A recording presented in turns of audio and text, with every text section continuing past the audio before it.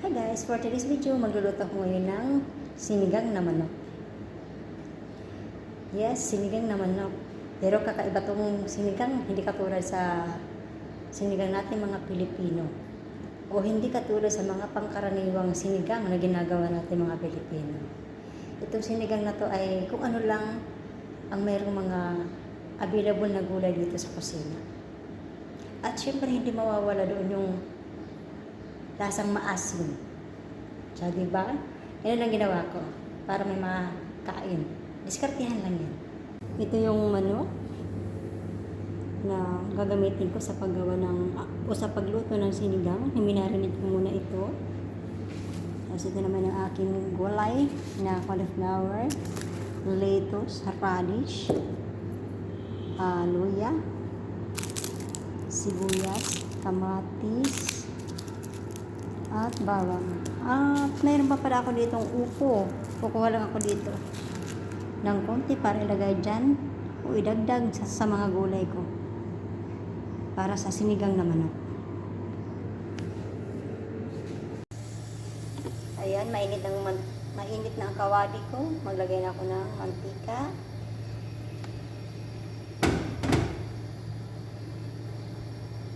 Para igisa ang aking sibuyas at iba pa. So, ito na guys, nahiwa ko na ang aking sibuyas. Nahiwa ko na kamatis, luya at bawang. So, igigisa ko na ito guys. Uunahin ko itong luya. Sunod kami.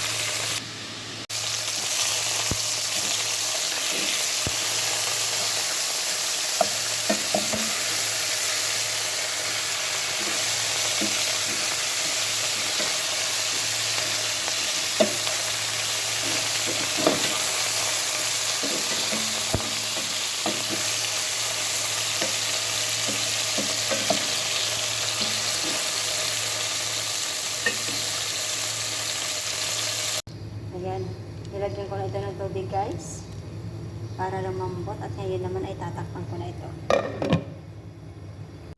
Makalipas ang 10 minuto, bubuksan ko na ito at lalagyan ko nitong dried lemon at tatakpan ko siya ulit. Buksan ko siya ulit. Maglalagay ako ng buong paminta, asin, bitchin, cubes,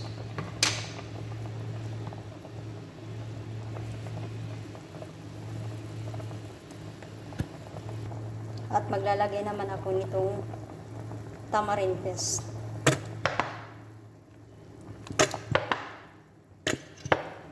Ayan.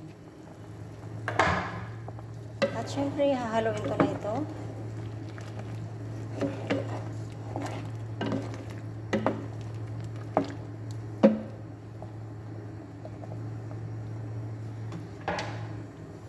Takpan ko siya ulit.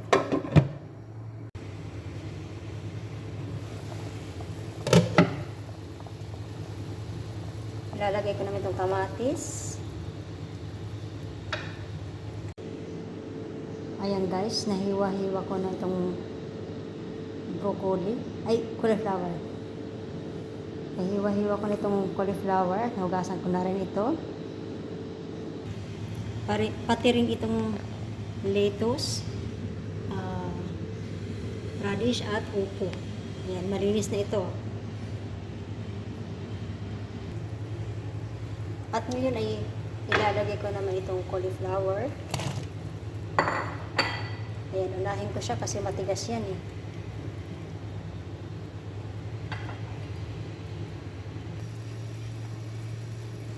Isusunod ko naman ilagay itong upo at saka radish or labanos.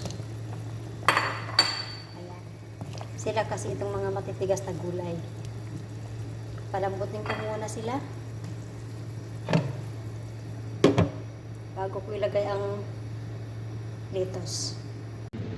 Tingnan ko naman ngayon ang aking niluluto kung malambot ng manggulay. So, let's go guys. Buksan ko na ito. Nangangamisigang na. Let's see. Okay, pwede na to. Ayun. Luhulog ko na itong lettuce.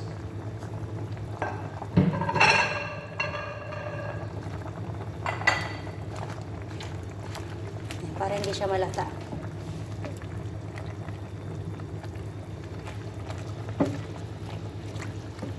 O diba? Diskartihan lang dito sa kusina guys. Kapag OFW ka, hindi ka po pwedeng hindi maging madiskarte sa kusina. Kasi gugutumin ka. Kaya kung anong meron dyang gulay, yan ang lutuin mo, yan isahog mo. Para hindi ka magutom. Kasi ibang mga amo talaga hindi mag-aalok yan kung ano yung kakainin mo. Hindi ka alok kung anong pwede mong lutuin. Yung alis lang sila nang wala lang. Bahala ka dyan sa buhay mo, magtrabaho ka. Kaya, lumiskarte ka sa pagkain mo. Yan. See? Ayan ang aking sinigang. Kunting tiis na lang yan. Kunting tiis na lang yan sa paghihintay. Maluluto na rin itong lettuce. Takpan ko lang siya sandali. Siguro mga 2 to 3 minutes na lang yan. So, ayan. Luto na nga ito, guys. Ayan. Kailangan half-cook lang yung lettuce. O, diba? Patayin ko na ng apoy. Kasi nakakatakam. Ayan na ang aking sinigang na manok. Alamere official. Yan. Kakatakam naman. So, ito na guys. Luto na talaga siya. Ready na for lunch.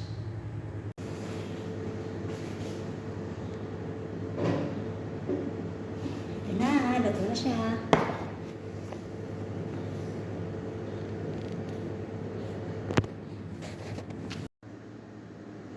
Buksan ko na siya guys.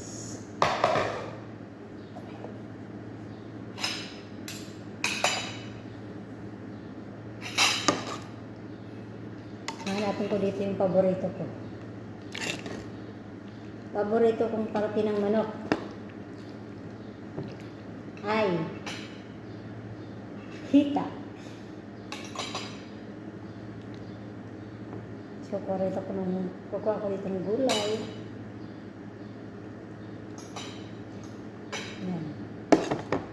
So, ito guys, tingnan nyo.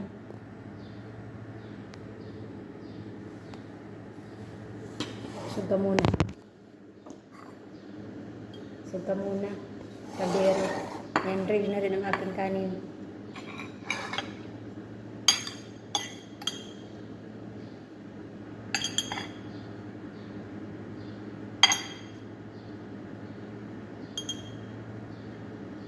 Mahirap kapag talagang nasa malayo ka sa pamilya mo. Kailangan mo magluto. Ikaw lang mag-isa kakain.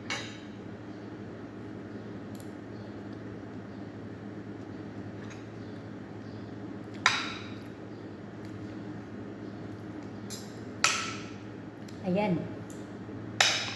Ito na rin. Yung sabaw guys, hindi puti, kundi madilaw-dilaw kasi yung manok, minarinate ko yan sa may lemon yan. Minarinate ko sa lemon o lemon juice, asin, paminta, tapos turmeric powder or luyang dilaw. Kaya naging madilaw-dilaw ang kulay. Pero masarap siya. Subukan nyo rin. Subukan nyo rin guys.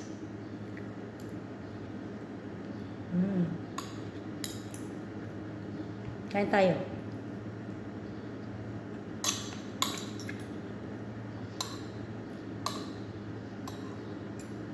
Ang dami lang talaga dito ang life.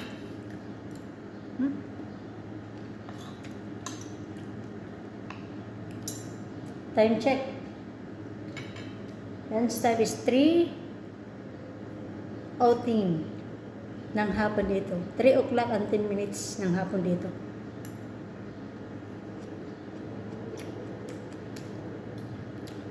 Anong oras na sa Pilipinas ngayon ay 3, 4, 5, 6, 7 o'clock ng gabi sa Pilipinas sa atin. Ngayon lang ako magtatanghalian.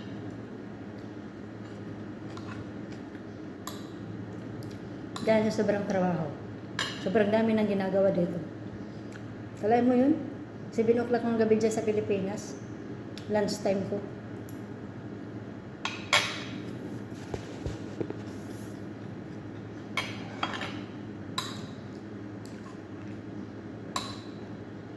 Tiyaga lang. Kasi kapag wala kang tiyaga, wala kang nilaga.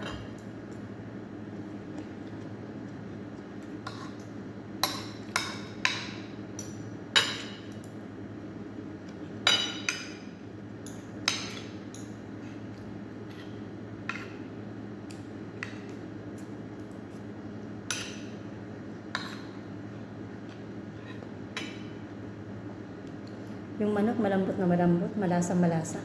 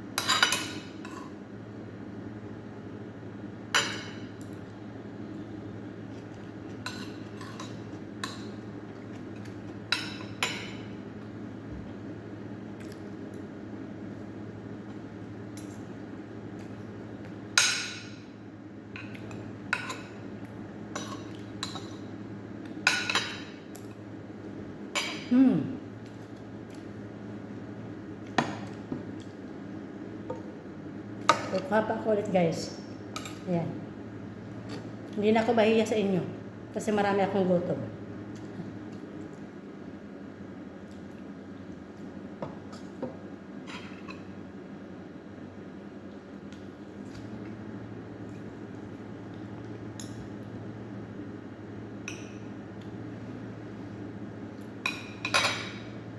Ihipan ko lang kasi baka mapaso ako.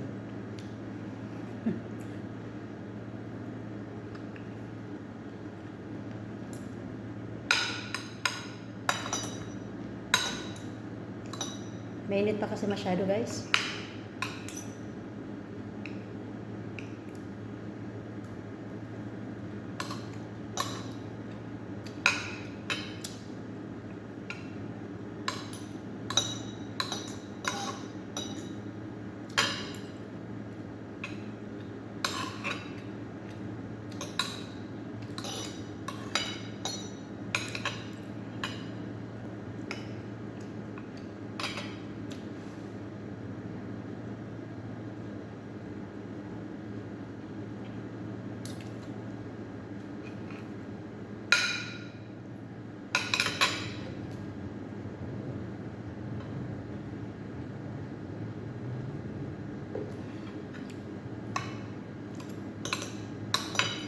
Ganun ako kumain guys, masyadong matubig.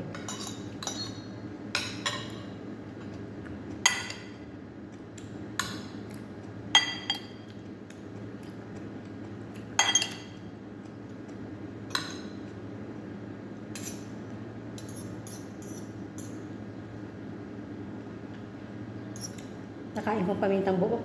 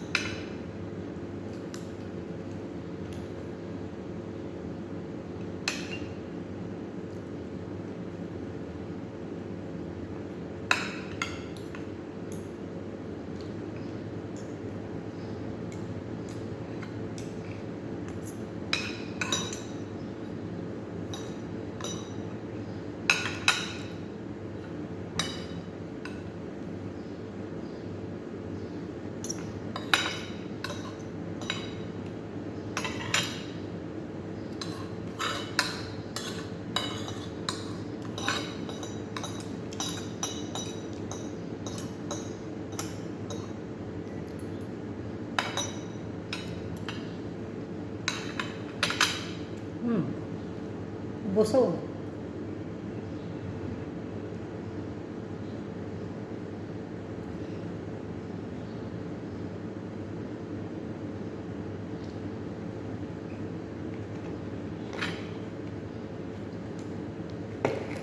Busog na ako guys.